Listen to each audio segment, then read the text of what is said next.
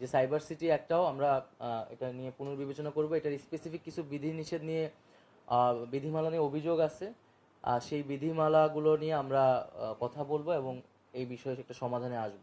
দুর্নীতি স্বজনপ্রীতির কোনো স্থান আমরা এখানে দেখতে চাই না এবং প্রতিষ্ঠানগুলোকে সম্পূর্ণ নিরপেক্ষভাবে আমাদেরকে দাঁড়া করাতে হবে এবং সাংবাদিকদের প্রতিও গণমাধ্যমের প্রতি আহ্বান থাকবে। গণমাধ্যমের সবচেয়ে বড় শক্তির জায়গাটা আসলে নিরপেক্ষতা।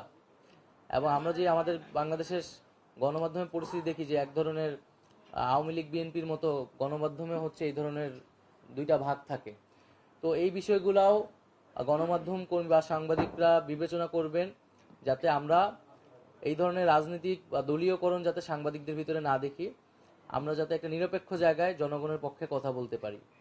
বাংলাদেশের তরুণ প্রজন্ম নতুন করে স্বপ্ন দেখছে, বাংলাদেশের মানুষ নতুন করে আশা আকাঙ্ক্ষা তৈরি করছে এবং আমরা সেই আশা আকাঙ্ক্ষার প্রতিফলন ঘটাতে এই সরকারের দায়িত্বে এসেছি।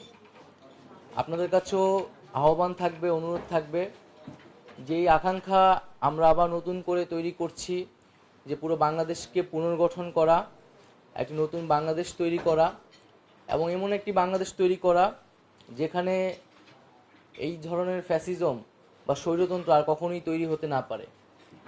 আমরা জানি বিগত সময়গুলোতে যে বাংলাদেশের সাংবাদিকতা, গণমাধ্যম এবং মত প্রকাশের স্বাধীনতার উপর কী ধরনের নির্লজ্জ হস্তক্ষেপ হয়েছে।